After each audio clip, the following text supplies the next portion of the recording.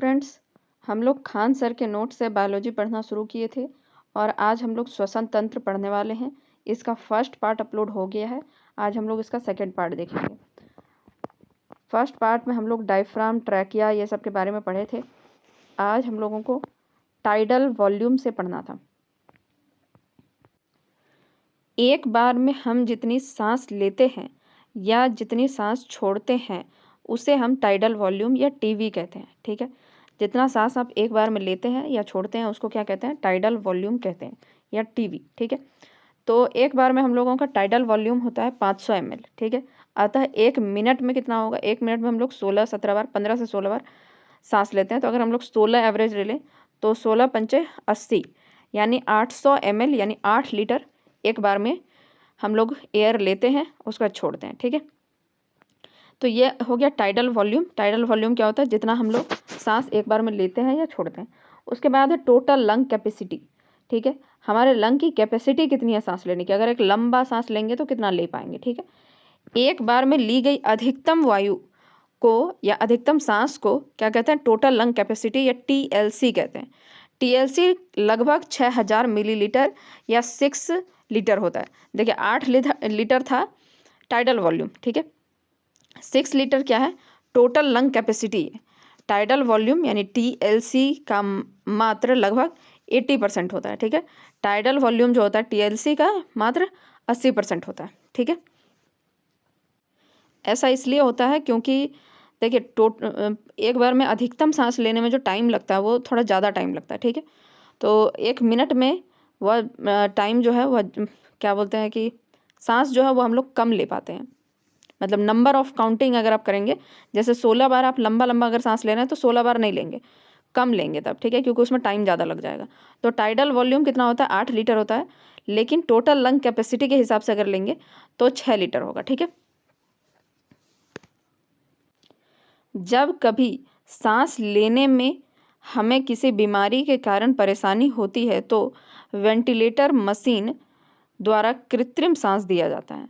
इसमें ऑक्सीजन के साथ हीलियम मिला दिया जाता है क्योंकि ऑक्सीजन बहुत भारी होता है। वेंटिलेटर का प्रयोग ICU में होता है। ठीक है, तो याद रखिएगा कि ऑक्सीजन के वेंटिलेटर मशीन पे ऑक्सीजन के साथ हीलियम को मिलाया जाता है। ठीक है, आपसे एग्जाम में कई बार क्वेश्चन पूछ चुका होगा अगर आप एग्ज़ाम दिए होंगे, और नहीं तो आप मॉक टेस्ट दीजिए, आपको मिल जाएगा इस तरह का क्वेश्चन कि वेंटिलेटर मशीन पर ऑक्सीजन के साथ क्या मिलाया जाता है? तो हीलियम मिलाया जाता है। ठीक है, अधिक अधिक गहराई पर जाने वाला गोताखोर अपने सिलेंडर में ऑक्सीजन के साथ हीलियम ले जाता है। ठीक है, यह भी दोनों बात सेम ही है, वेंटिलेटर पर रहे या गोताखोर, दोनों के लिए। पानी में कम गहराई तक जाने वाला गोताखोर अपने अपने सिलेंडर में ऑक्सीजन के साथ नाइट्रोजन लेके जाता है। ठीक है, लेकिन जो अधिक गहराई में जाने वाला उसके लिए ऑक्सीजन के साथ हीलियम, जो कम गहराई में जाने वाला ऑक्सीजन के साथ नाइट्रोजन, लेकिन अधिक गहराई में जाने के लिए ऑक्सीजन के साथ हीलियम। ठीक है, वयस्क मानव एक मिनट में 14 से लेकर 18 बार सांस लेता है। ठीक है, इसलिए वहाँ पर हम लोग एवरेज क्या किए थे? 16 बार कर लिए थे। ठीक है, कहाँ गया? ठीक है, यहाँ पर इसको देखिए, यहाँ 16 बार किए थे। ठीक है, लेकिन वयस्क मनुष्य क्या है? वह 14 से 18 बार ले सकता है। छोटा बच्चा जो है 14 से 30 बार ले सकता है क्योंकि वो जल्दी जल्दी सांस लेता है, छोटा छोटा सांस लेता है। ठीक है, कोशिकीय श्वसन क्या होता है? यह मानव कोशिका के अंदर होता है। मतलब एक तो हम लोग नाक से सांस लेते हैं, वो अलग चीज़ है, लेकिन जब कोशिका के अंदर श्वसन होता है तो उसको कहते हैं कोशिकीय श्वसन। ठीक है, यह एक जटिल प्रक्रिया है जिसके द्वारा पाचन के फलस्वरूप बना ग्लूकोज कोशिका के अंदर टूट जाता है और हमें ऊर्जा प्राप्त होती है। तो जो कोशिका के अंदर जो ग्लूकोज रहता है वह ग्लूकोज को तोड़ने के लिए कोशिकीय श्वसन किया जाता है और उससे हम लोगों को ऊर्जा प्राप्त होती है। चलिए देखते हैं।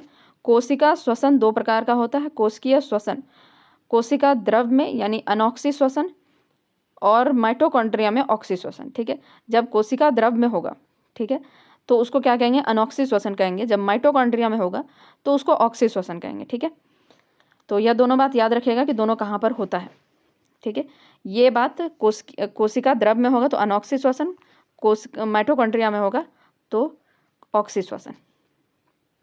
देखिए कोशिकीय द्रव क्या है? देखिए ये पूरा कोशिका है, इसमें ये जो है माइटोकॉन्ड्रिया है। ठीक है, और ये जो है, ये जो आपको ग्रे ग्रे पार्ट दिखाई दे रहा है वह क्या है, वह ये वाला पार्ट वह क्या है, कोशिका द्रव है। ठीक है, चलिए कोशिका द्रव में श्वसन पढ़ते हैं, अनॉक्सी श्वसन के बारे में। यह थोड़ा सिंपल होता है इसलिए इसको पहले ख़त्म कर देते हैं। यह कोशिका द्रव में होता है, यह ऑक्सीजन की अनुपस्थिति में होता है। अनॉक्सी श्वसन इसलिए कहते हैं इसको क्योंकि इसके श्वसन के लिए ऑक्सीजन की ज़रूरत नहीं होती, यह ऑक्सीजन के अनुपस्थिति में होता है, अतः इसे अनॉक्सी श्वसन कहते हैं। बीज का अंकुरन जीवाणु तथा ईस्ट में अनॉक्सी श्वसन होता है। ठीक है, आप देखिए बीज का अंकुरन जो होता है या ईस्ट या इस तरह के चीज़ में ईस्ट जो फर्मेंटेशन का काम करता है वो सब अनॉक्सी श्वसन करते हैं। ठीक है, उनको ऑक्सीजन नहीं चाहिए होता है।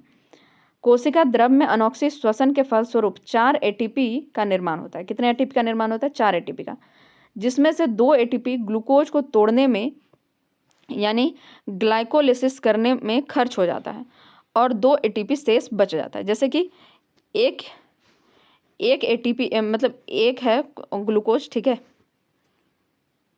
एक सेकंड, यहाँ देखिए, एक ग्लूकोज को तोड़ने में तो मतलब कि अनॉक्सी श्वसन के द्वारा एक ग्लूकोज जो टूटता है तो वह 4 एटीपी बनता है, 4 एटीपी।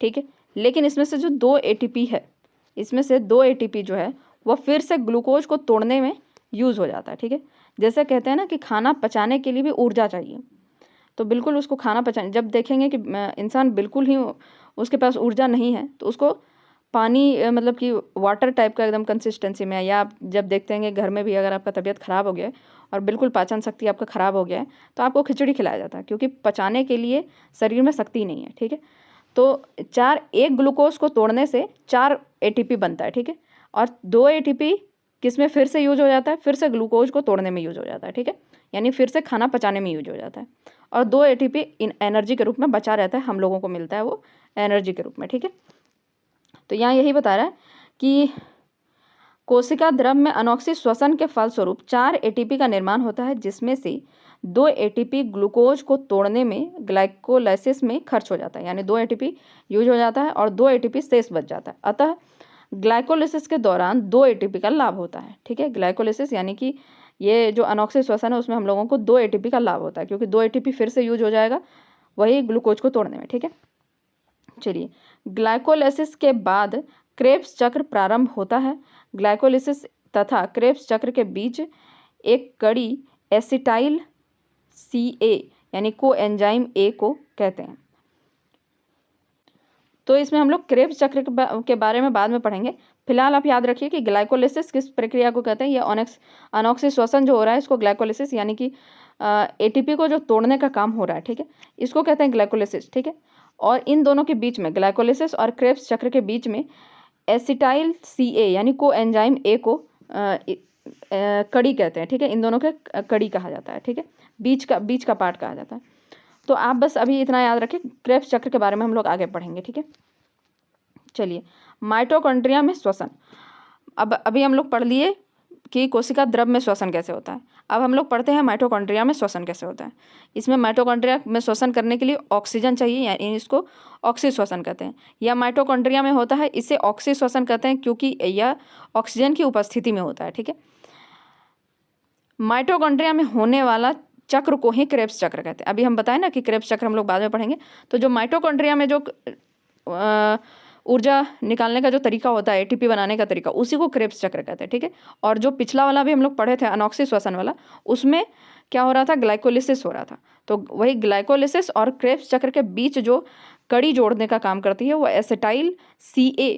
ठीक है, CA का फुल फॉर्म होता है कोएंजाइम A। ठीक है, तो आगे हम लोग कोएंजाइम के बारे में भी पढ़ लेंगे, लेकिन फिलहाल ये जान लीजिए कि जो चीज़ें बता देते हैं वो पढ़ लीजिए। ठीक है, बाद में उसके बारे में आगे भी बात करेंगे। तो ग्लाइकोलिसिस किसको कहते हैं? ग्लाइकोलिसिस उस प्रक्रिया को कहते हैं जिसमें अनॉक्सी श्वसन हो रहा था। ऑक्सी श्वसन क्या होगा? क्रेब्स चक्र वाला। ठीक है, देखिए माइटोकॉन्ड्रिया में होने वाले चक्र को क्या कहते हैं? क्रेब्स चक्र कहते हैं, क्योंकि इसकी खोज क्रेब्स नामक विद्वान ने की थी। क्रेब्स नामक विद्वान ने की थी, इसलिए इसको क्रेब्स चक्र कहते हैं। कोशिका द्रव में हुए ग्लाइकोलिसिस के फलस्वरूप बने 2 पायरुविक अम्ल को माइटोकॉन्ड्रिया में पूर्ण अपघटन टूटना होता है। एक पायरुविक अम्ल में अपघटन से 18 एटीपी बनते हैं।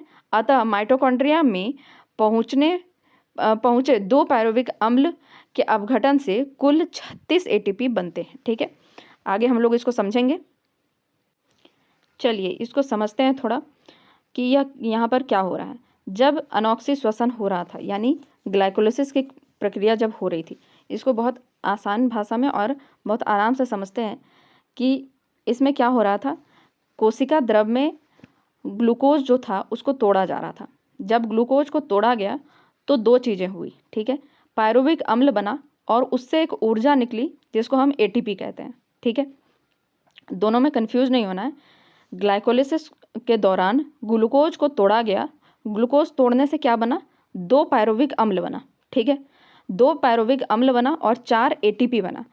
तो क्या क्या चीज़ें बन रही है, 2 पायरुविक अम्ल और उसके बाद 4 एटीपी। इसमें कन्फ्यूजन का कोई बात नहीं है। एटीपी जो है ऊर्जा है, ठीक है, और पायरुविक अम्ल क्या है, वह उत्पाद है, वह टूट रहा है। मान लीजिए कि एक बड़ा रोटी है, उसको हम तोड़ दिए छोटे छोटे भाग में, ठीक है, और तोड़ने से कुछ ऊर्जा निकला, उसी को एटीपी कह रहे हैं। तोड़ने से क्या निकला, कुछ ऊर्जा निकला। तो ग्लूकोज जो है वह एक रोटी है और पायरुविक अम्ल क्या है, वह छोटा छोटा टुकड़ा है। ठीक है, बड़े टुकड़े रोटी के उसको छोटा छोटा टुकड़ा में बदल दिए और उससे कुछ ऊर्जा निकला जिसको हम एटीपी कहते हैं। ठीक है, लेकिन अगर यहाँ पर जब हम लोग ग्लाइकोलिसिस की प्रक्रिया देख रहे थे तो उसमें ऑक्सीजन नहीं था। ठीक है, तो ऑक्सीजन नहीं होने के कारण यह ठीक से ऊर्जा पायरुविक अम्ल नहीं दे पाया।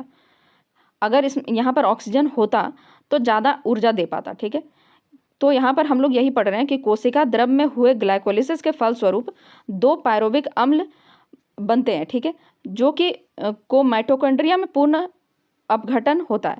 वह जो छोटा छोटा टुकड़ा बना था रोटी का, वह क्या होगा, माइटोकॉन्ड्रिया में अब पूरी तरह से अपघटित होगा। और जब वह पूरी तरह से अपघटित होगा तब वह क्या बनाएगा, बढ़िया से एटीपी बना सकेगा। एक पायरुविक अम्ल में अपघटन से 18 एटीपी बनते हैं। ठीक है, मान लीजिए हम इसको एग्जाम्पल के तौर पे यहाँ देखते हैं कि ये ग्लूकोज है। ठीक है, जब इसमें अनॉक्सी श्वसन हुआ तो यह क्या हुआ, बन गया 2 टुकड़ों में।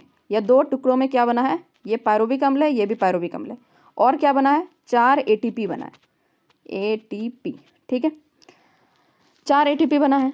ये दोनों पायरुविक अम्ल हैं। ये पायरुविक अम्ल क्या करेगा, जब यह माइटोकॉन्ड्रिया के पास जब यह जाएगा तो इसका पूरी तरीके से अपघटन होगा।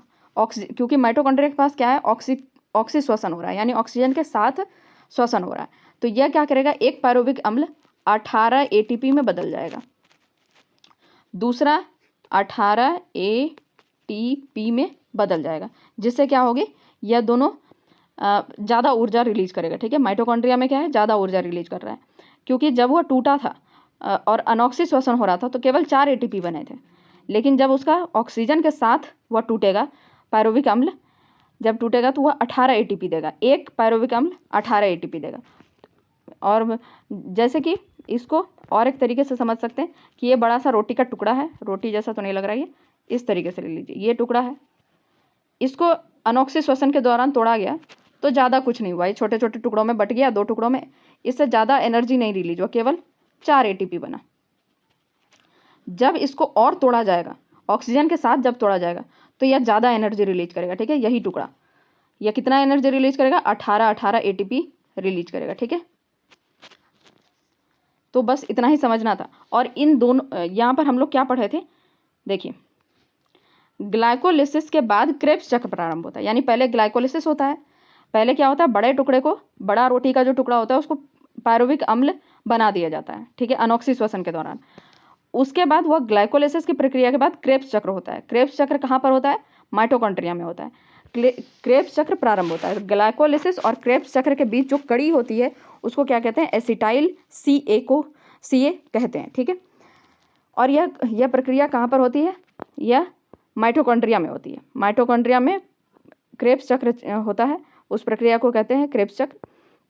और उसके दौरान जो एक रोटी का टुकड़ा था, ठीक है, या एक पायरुविक अम्ल था, वह 18 एटीपी बना देता है। यानी कि 2 पायरुविक अम्ल क्या करेगा, वह 18 दूनी 36 एटीपी बनाएगा। तो चलिए इसको ठीक से अब समझते हैं। कोशिका द्रव में ग्लाइकोलिसिस के फलस्वरूप बने 2 पायरुविक अम्ल को माइटोकॉन्ड्रिया में पूर्ण अपघटन होता है। एक पायरुविक अम्ल में अपघटन से 18 एटीपी बनते हैं। अतः माइटोकॉन्ड्रिया में पहुंचे 2 पायरुविक अम्ल के अपघटन से कुल 36 एटीपी बनते हैं। यानी कि 2 रोटी का टुकड़ा था, एक रोटी के टुकड़े से क्या हो रहा था, 18 एटीपी बना, तो 2 रोटी के टुकड़े से क्या होगा, 36 एटीपी बनेगा। एटीपी क्या है? एटीपी ऊर्जा है। ठीक है, जब अनॉक्सी श्वसन हो रहा था उस समय भी ऊर्जा निकला था, क्योंकि टूट तो रहा ही है, एक रोटी 2 भागों में टूट तो रहा ही है। ठीक है, तो 2 भागों में जब टूटा तो 4 एटीपी बना, लेकिन इनका और ज़्यादा जब तोड़ा जाएगा इनको, तो इससे क्या होगा, 18 एटीपी बनेगा। ठीक है, बस इतना ही सा बात है कि जब कोई भी चीज़ टूटेगा तो उससे एनर्जी रिलीज होगी। वहाँ पर कम टूटा था इसलिए 4 ही एटीपी बन पाया था। जब ऑक्सीजन के साथ टूटेगा तो यह ज़्यादा अच्छे तरीके से टूट पाएगा और उससे ज़्यादा एनर्जी रिलीज होगी। ठीक है, चलिए अब नीचे देखते हैं। ग्लाइकोलिसिस के दौरान हमें 2 एटीपी का लाभ होता है। ग्लाइकोलिसिस के दौरान क्या हुआ था, 4 एटीपी बना था, जिसको 4 एटीपी में से 2 एटीपी हम लोग यूज़ कर लेते हैं फिर से ग्लूकोज को तोड़ने में, इसलिए अल्टीमेटली केवल 2 ही एटीपी हम लोगों के पास बचता है। अतः कुल एटीपी की संख्या 39 हो जाती है, 39 नहीं 38 हो जाती है। ठीक है, 36 यहाँ ऊपर बना था, यहाँ देखिए 36 बना और पहले से 2 बना हुआ था। ठीक है, तो 36 और 2 कितना हो गया, यह हो जाता है 36 और 2 38 एटीपी। 36 एटीपी कब बना, क्रेब्स चक्र के कारण, और ग्लाइकोलिसिस के दौरान 4 एटीपी बना था। 4 एटीपी में से 2 एटीपी क्या हुआ, फिर से ग्लूकोज को तोड़ने के लिए यूज़ हो गया, और 2 एटीपी क्या हुआ, हमारे पास ऊर्जा के रूप में हमको मिला। तो इसको क्या कहते हैं, 38 एटीपी कहते हैं। ठीक है, 38 एटीपी मिलकर एक ग्लूकोज का निर्माण करते हैं, जिससे हमें ऊर्जा प्राप्त होती है। क्रेब्स चक्र के दौरान CO2 निकलता है। क्रेब्स चक्र के दौरान क्या होता है, CO2 निकलता है, और वही CO2 फिर ब्लड में मतलब हेमोग्लोबिन जो है उसको लेके जाता है, वह एल्वियोली जो रहता है उसको दे देता है, एल्वियोली उसको क्या करती है, बाहर निकाल देती है। श्वसनीय पदार्थ, ठीक है, वैसे पदार्थ जिनका कोशिकीय श्वसन के दौरान टूटना होता है और हमें ऊर्जा की प्राप्ति होती है, उसे हम श्वसनीय पदार्थ कहते हैं। तो जो चीज़ का मतलब तोड़ने के बाद उसको हमसे मतलब उससे हम लोगों को ऊर्जा मिलती है, जैसे कार्बोहाइड्रेट, वसा, प्रोटीन, इन सबको क्या कहते हैं, श्वसनीय पदार्थ कहते हैं। आंतरिक श्वसन के फलस्वरूप हम सांस नहीं लेते बल्कि ऊर्जा का निर्माण करते हैं। जैसे जो बाह्य श्वसन है उससे हम लोग सांस लेते हैं, ठीक है, मतलब एयर लेते हैं छोड़ते हैं, वो बाह्य श्वसन है। आंतरिक श्वसन में क्या करते हैं, हम लोग ऊर्जा बनाते हैं। फेफड़े में होने वाले श्वसन को बाह्य श्वसन कहते हैं, जबकि कोशिका में होने वाले श्वसन को आंतरिक श्वसन कहते हैं। अब ये चैप्टर कंप्लीट हो गया है। अब हम लोग यहाँ पर कुछ 1 लाइनर क्वेश्चन देख लेते हैं। श्वसन की क्रिया में किस विधि द्वारा जटिल भोज्य पदार्थ को सरल भोज्य पदार्थ में परिवर्तित किया जाता है? तो यह ऑक्सीकरण या अपघटन, यही कहते हैं। ठीक है, इसको या तो ऑक्सीकरण कहते हैं या अपघटन कहते हैं, तो दोनों बात याद रखिएगा। जंतुओं में गैसीय परिवहन किस विधि द्वारा होता है? तो यह जंतुओं में पूछ रहा है, तो यह परासरण या विसरण द्वारा। ठीक है, इसके बारे में हम लोग पढ़े थे। श्वसन में कितने चरण होते हैं? तो 2 चरण होते हैं, एक होता है अनॉक्सी और दूसरा होता है ऑक्सी। उसके बाद क्या है, क्या श्वासोच्छ्वास यानी कि ब्रीदिंग में एंजाइम आवश्यक होते हैं? तो ब्रीदिंग में कोई एंजाइम का ज़रूरत तो नहीं होता है, तो इसमें इसका आंसर नहीं हो जाएगा। मनुष्य के श्वसन तंत्र में सबसे महत्वपूर्ण अंग कौन सा होता है? तो यह फेफड़ा सबसे महत्वपूर्ण अंग होता है। आगे देखते हैं, नासा छिद्र पीछे की ओर कहाँ खुलता है? तो यह नासा द्वार में खुलता है, यानी नासा छिद्र आगे रहता है, फिर उसके पीछे नासा द्वार होता है। मनुष्य की श्वास नली की लंबाई कितनी होती है? तो यह 12 सेंटीमीटर होती है। मनुष्य की श्वास नली 12 सेंटीमीटर लगभग होती है। यह जो क्वेश्चन है इसको याद रखिएगा, यह सेंटीमीटर वाला। श्वास नली वक्षीय गुहा में जाकर जब 2 भागों में विभक्त हो जाती है तो उन्हें क्या कहते हैं? तो वह ब्रोंकाई कहते हैं। तो आप देखे होंगे ट्रैकिया जो होता है, बाद में ट्रैकिया ये 2 भागों में फिर विभक्त हो जाती है, तो इसको क्या कहते हैं? ब्रोंकाई कहते हैं। फिर वही ब्रोंकाई और स्टेम बनाता है और उसको ब्रोंक्योलिस कहते हैं। मनुष्य में गैसीय परिवहन किसके द्वारा होता है? तो रक्त के द्वारा होता है। रक्त क्या करता है? ऑक्सीजन लेके जाता है, सबको दे देता है, और वहाँ से कार्बन डाइऑक्साइड लेके आ जाता है। ठीक है, मस्तिष्क का कौन सा भाग श्वसन की प्रक्रिया पर नियंत्रण रखता है? तो श्वसन की प्रक्रिया पर कौन नियंत्रण रखता है? Medulla oblongata. ठीक है, इसके बारे में हम लोग वहाँ पर भी पढ़े थे जब एपिग्लॉटिस के बारे में पढ़ रहे थे। जो खाते समय अगर श्वास नली में खाना चला जाए, मेडुला ऑब्लांगाटा उसको कंट्रोल करता है। ठीक है, एपिग्लॉटिस अगर खुला रह गया तो क्या होगा, श्वास नली में वो खाना चला जाएगा और हिचकी आएगा। तो इसको भी कंट्रोल कौन करता था, मेडुला ऑब्लांगाटा। तो यानी कि मस्तिष्क का मेडुला ऑब्लांगाटा जो है वह श्वास की सारी क्रिया को नियंत्रित रखता है। मनुष्य 1 मिनट में कितनी बार सांस लेता है, तो लगभग 6 से 8 बार। ठीक है, मनुष्य 1 मिनट में कितनी बार सांस लेता है, 6 से 8 मिनट, 6 से 20 बार, डिपेंड करता है कि वह किस सिचुएशन में है। तो 6 से 20 बार। ठीक है, हालांकि ये थोड़ा सा गलत लिख दिया है, 14 से 18 या इस तरह से होना चाहिए, 14 से 20 तक। तो देख लीजिएगा इसको। ये सब क्वेश्चन थोड़ा सा टफ क्वेश्चन हो जाता है, मतलब कि टफ इसलिए क्योंकि इसका कोई सब्जेक्टिव आंसर इसका हो सकता है, कोई ऑब्जेक्टिव आंसर थोड़ा मुश्किल है।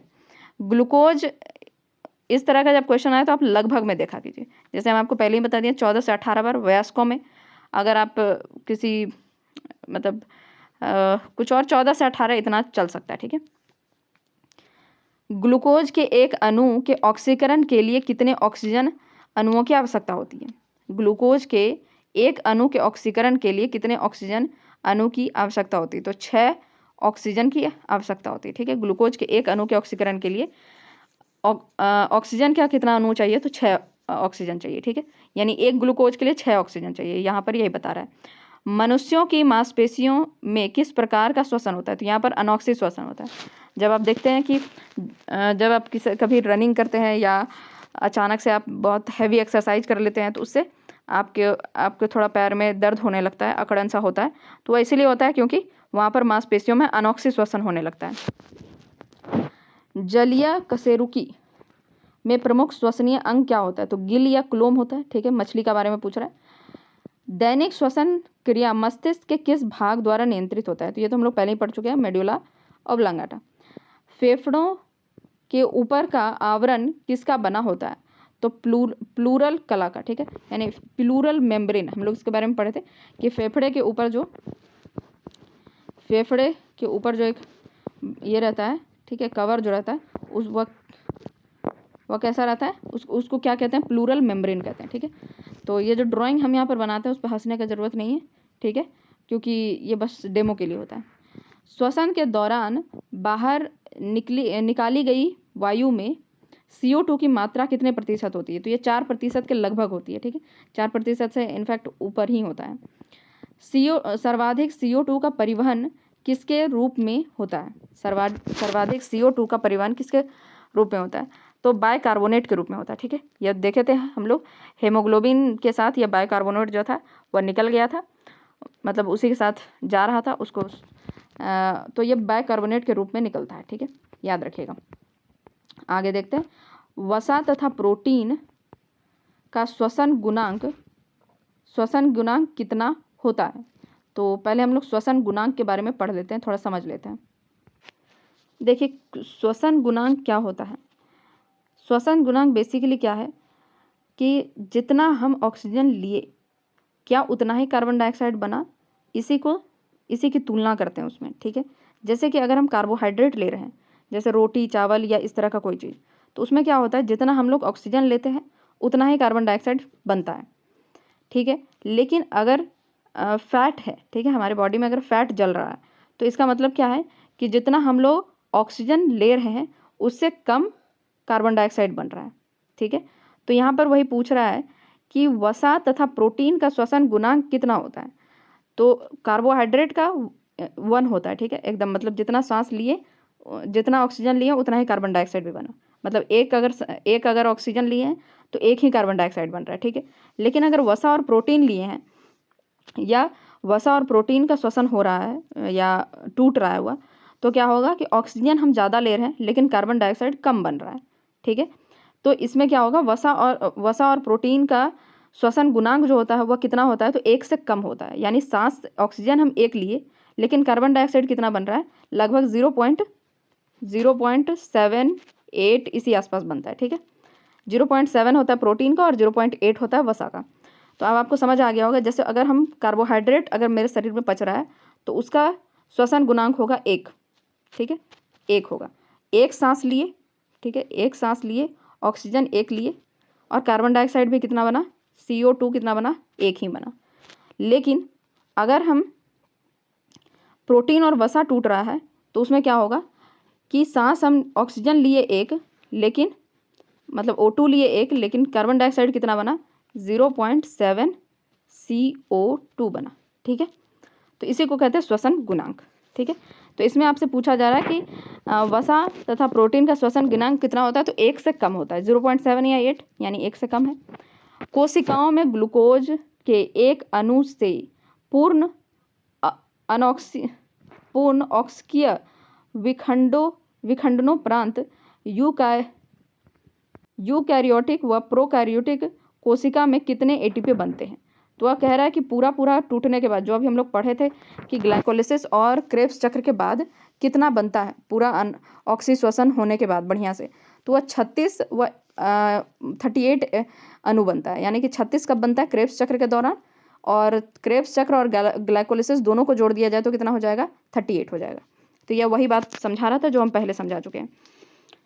समुद्री तट पर रहने वाले व्यक्ति यदि ऊंचे पहाड़ों पर रहने लगे तो उनके रक्त में किसकी मात्रा बढ़ जाएगी, तो आरबीसी की मात्रा बढ़ जाएगी। ठीक है, लाल रुधिराणुओं की संख्या एवं हेमोग्लोबिन की मात्रा बढ़ जाएगी। अगर वह क्या करेंगे, जो समुद्री तट यानी कि नॉर्मल जगह पर रहते हैं, वह ऊंची पहाड़ों पर जाकर रहने लगे तो उनका हेमोग्लोबिन वहाँ पर बढ़ जाएगा। सामान्य व्यक्ति में हेमोग्लोबिन की औसत मात्रा कितनी होती है, तो 15 ग्राम प्रति 100 ml। ठीक है, यानी 100 ml अगर आप खून लेंगे तो उसमें 15 ग्राम क्या होगा, वह हेमोग्लोबिन होगा। ठीक है, तो यानी कि आप जो वहाँ पर 15, 12 इस तरह से जो हेमोग्लोबिन की मात्रा आप उसमें आप चेक करते हैं ना कि कितना हेमोग्लोबिन है तुम्हारा, तो कोई बोलता होगा 12 है, कोई 13 है, तो वो वही बता रहा है 100 ml में कितना ग्राम। ग्लाइकोलिसिस की क्रिया कहाँ संपन्न होती है, तो यह साइटोप्लाज्म में होती है, यानी कोशिका द्रव में होती है। ठीक है, ग्लाइकोलिसिस के दौरान ग्लूकोज के एक अणु से पायरुविक रूप के अम्ल कितने अणु बनाते हैं, तो 2 अणु बनाते हैं। मतलब पायरुविक अम्ल कितना बनता है, तो 2 बनता है। ठीक है, ग्लाइकोलिसिस तथा क्रेब्स चक्र में निर्मित सभी NADH व FADH के अणु कहाँ ऑक्सीकृत होते हैं। तो सबसे पहले हम लोग NADH और FADH के बारे में समझते हैं कि ये क्या है। देखिए, ग्लाइकोलिसिस और क्रेब्स चक्र के दौरान ये तो हम लोगों को समझ आ गया कि ATP बनता है। ठीक है, ग्लाइकोलिसिस के दौरान हम लोग क्या क्या समझे थे कि पायरुविक अम्ल बनता है। ठीक है, कुछ ATP बनता है, लेकिन कुछ यहाँ NADH और FADH भी बनता है। ठीक है, ग्लाइकोलिसिस और क्रेब्स चक्र के दौरान ये दोनों क्या चीज़ें हैं, पहले यह समझ लीजिए। देखिए, जितना ऊर्जा हम लोगों को बनाया जाता है उतना हम लोगों को ज़रूरत नहीं होता इंस्टेंटली, उसको इसलिए बैटरी में रख दिया जाता है। समझिए कि NADH और FADH क्या है, एक बैटरी है। ठीक है, उस बैटरी में रख दिया जाता है। ठीक है, और वह बैटरी क्या करती है कि फिर वह दूसरे जगह पर जाती है, वही पूछ रहा है कि कहाँ पर जाती है, और उसके द्वारा फिर बैटरी से ऊर्जा निकलता है, तो इलेक्ट्रॉन अभिगमन तंत्र में जाती है और उसके बाद वहाँ से ATP का और रिलीज होता है। क्रेब्स चक्र के दौरान भी और ग्लाइकोलिसिस के दौरान भी ATP तो बनता है, लेकिन उसके साथ साथ क्या होता है, NADH और FADH बनता है। NADH और FADH क्या है, तो ये बैटरी है। ठीक है, बैटरी चार्जर है, जिसमें क्या होता है कि बहुत सारा ATP ऑलरेडी जमा रहता है, बहुत सारा ऊर्जा जमा रहता है। जब उसको इलेक्ट्रॉन अभिगमन तंत्र के पास ले जाया जाता है, तब वहाँ से वह क्या करती है, और ढेर सारा ATP बनाती है। ठीक है, ATP एक ही बार में ग्लाइकोलिसिस और क्रेब्स चक्र के दौरान नहीं बनता है।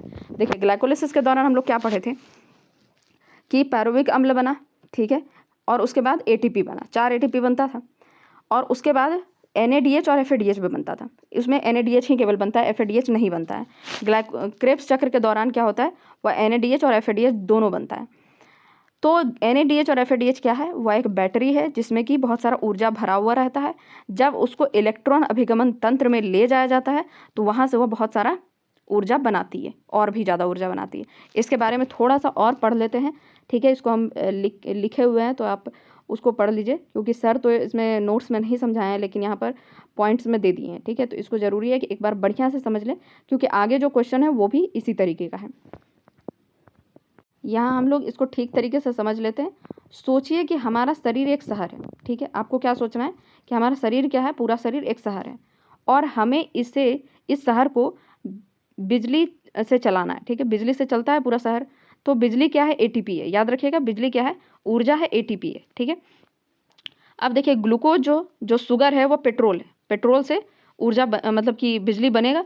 जिस तरह कार को चलाने के लिए पेट्रोल चलाना पड़ता है, उसी तरह हमारा शरीर को ग्लूकोज को जलाकर एटीपी बनाता है। ठीक है, जिस तरह से हमारा शरीर जो है उसको मतलब एक कार को चलाने के लिए क्या करना होता है कि पेट्रोल देना पड़ता है उसको, पेट्रोल जलाती है और उसके बाद वो कार चलती है। उसी तरह ग्लूकोज जो है, हमारा शरीर ग्लूकोज को जलाता है और ऊर्जा बनाता है। ठीक है, अब NADH और FADH क्या है? NADH और FADH ट्रक जो पेट्रोल टैंक लेकर जाते हैं, वह ऐसा ट्रक है, एक ट्रक आप लोग देखते हैं ना जो पूरा पेट्रोल का टंकी लेके जाता है। ठीक है, तो वह वही है NADH और FADH।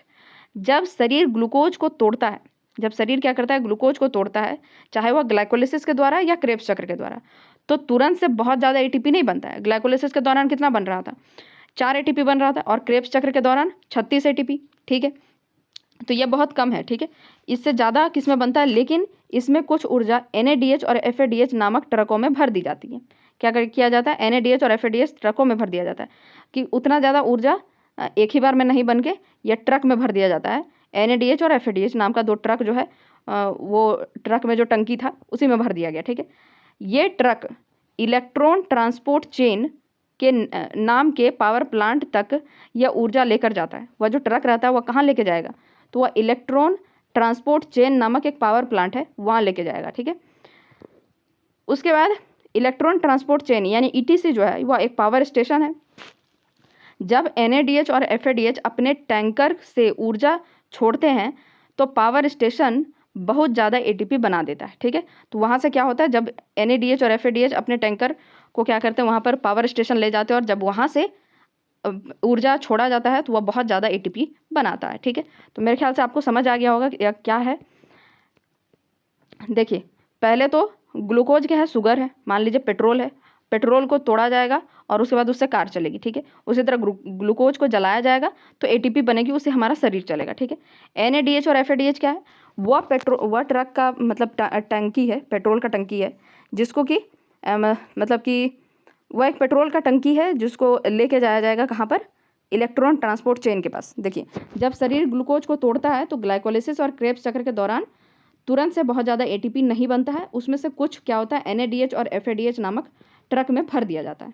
वहाँ पर टंकी है ना, ट्रक, ये देखिए ट्रक रहता है। ठीक है, इस तरीके से उसमें टंकी रहती है, और उस टंकी में क्या होता है, बहुत सारा पेट्रोल भरा हुआ रहता है। आप इस तरह का बहुत सारा टंकी देखे होंगे, वह क्या है? NADH और FADH है। ठीक है, उन ट्रकों में बहुत सारा एनर्जी को भर दिया गया है।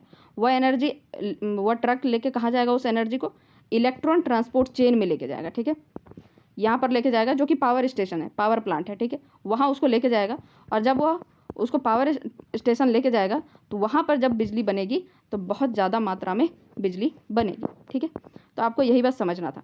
अब क्वेश्चन क्या पूछ रहा था वो देखते हैं हम लोग। देखिए, यहाँ पर क्वेश्चन क्या है, ग्लाइकोलिसिस तथा क्रेब्स चक्र में निर्मित सभी NADH व FADH के अणु कहाँ ऑक्सीकृत होते हैं? तो वही पूछ रहा है कि पावर स्टेशन का नाम क्या है, कहाँ पर जाके वह फिर से ऊर्जा बना रहा था, ऑक्सीकृत कहाँ पर हो रहा था NADH और FADH? तो इलेक्ट्रॉन अभिगमन तंत्र, वही ECT जो था। ठीक है, जो अभी हम लोग देखे थे, ETC यानी कि इलेक्ट्रॉन अभिगमन तंत्र। ठीक है, इलेक्ट्रॉन ट्रांसपोर्ट चेन। ठीक है, इलेक्ट्रॉन ट्रांसपोर्ट चेन। उसके बाद देखते हैं श्वसन क्रिया में इलेक्ट्रॉन अभिगमन तंत्र कहाँ स्थित होता है। अब यह पूछ रहा है कि यह जो ETC जो था वह कहाँ पर था? तो माइटोकॉन्ड्रिया के क्रिस्टी में। तो क्रिस्टी आपको पता है कि माइटोकॉन्ड्रिया के आंतरिक दीवारों को क्या कहा जाता है? क्रिस्टी कहा जाता है। ये हम लोग सेल वाले चैप्टर में पढ़े थे। ठीक है, तो उसको आप याद कीजिए। अगर आप रिवीजन नहीं कर रहे हैं तो करते रहिए माइटोकॉन्ड्रिया के, क्योंकि आगे जो भी आप पढ़ते जाएंगे वो धीरे धीरे रिलेट होता जाएगा। ठीक है, तो माइटोकॉन्ड्रिया के क्रिस्टी में क्या होता है? इलेक्ट्रॉन अभिगमन तंत्र होता है, जहाँ NADH और FADH को पहुँचा दिया, मतलब वहाँ पर भेज दिया जाता है उन टैंकर्स को, और वहाँ पर जाके यहाँ पर NADH और FADH का ऑक्सीकरण होता है, जिससे बहुत ज़्यादा ATP निकलता है। ठीक है, किण्वन की क्रिया को किस उपकरण द्वारा मापते हैं? तो यह कून्स नली द्वारा मापते हैं। दूसरा क्वेश्चन देखते हैं, सांस द्वारा बाहर निकाली गई वायु में ऑक्सीजन कितना प्रतिशत होता है? तो यह 27% होता, सॉरी 27 नहीं 17% होना चाहिए, 47 नहीं, यहाँ गलत लिखा हुआ है 47, यहाँ 1 कर दीजिए। तो यह 17% केवल होता है। इसके बारे में हम लोग पहले भी पढ़ चुके हैं। फेफड़े में अशुद्ध रक्त कहाँ से जाता है? दायां निलय से मुक्त होता है। फेफड़े में अशुद्ध रक्त कहाँ से जाता है। तो यह हार्ट वाला जब चैप्टर पढ़ेंगे परिसंचरण तंत्र, तो उसमें हम लोग देखेंगे कि यह कहाँ से मुक्त होता है। तो दायां निलय से मुक्त होता है। यह आप क्वेश्चन बस याद रख लीजिए। देखिए इस तरह से पार्ट होता है, 4 पार्ट, ठीक है। तो इस तरीके से दायां निलय से निकलता है, ठीक है। तो ये हम लोग बस अभी पढ़ लीजिए, बाद में हम लोग आगे इसके बारे में समझेंगे। स्वर यंत्र की दीवार में कितनी उपास्थियों का कंकाल होता है। पूछ रहा है स्वर यंत्र की दीवार में कितनी उपास्थियों का कंकाल होता है। तो देखिए यहाँ पर भी थोड़ा सा गलत लिख दिया गया है, 29 उपास्थियाँ लिखा गया है, बल्कि 9 होना चाहिए, केवल 9 ही होते हैं। यहाँ पर 2 हटा दीजिए, ठीक है। 9 उपास्थियों का कंकाल होता है। श्वास नली की शाखाओं को क्या कहते हैं। तो यह ब्रोंकाई कहते हैं। श्वास नली को और किस नाम से जाना जाता है। तो ट्रैकिया नाम से जाना जाता है, ठीक है। इंग्लिश में इसको ट्रैकिया नाम से जानते हैं। उसके बाद देखिए मानव 1 मिनट में लगभग कितनी बार सांस लेता है। तो यह 16 से 18 बार पढ़ चुके हैं हम लोग। शिशु प्रति मिनट में लगभग कितनी बार सांस लेता है। तो यह 20 से 40 बार लेता है, क्योंकि यह छोटा छोटा सांस लेता है। ऑक्सीजन से हीमोग्लोबिन संयोजित होकर किस अस्थायी यौगिक का निर्माण करता है। तो ऑक्सी हीमोग्लोबिन, ठीक है। ऑक्सी हीमोग्लोबिन बनता है। ऑक्सीजन से हीमोग्लोबिन जब मिलता है तो वह क्या बनाता है, ऑक्सी हीमोग्लोबिन। उसके बाद ऑक्सी हीमोग्लोबिन का रंग किस रंग का होता है। तो यह लाल रंग का होता है। ऑक्सीजन का प्रमुख कार्य क्या है। कोशिकाओं की लंबाई में वृद्धि करना।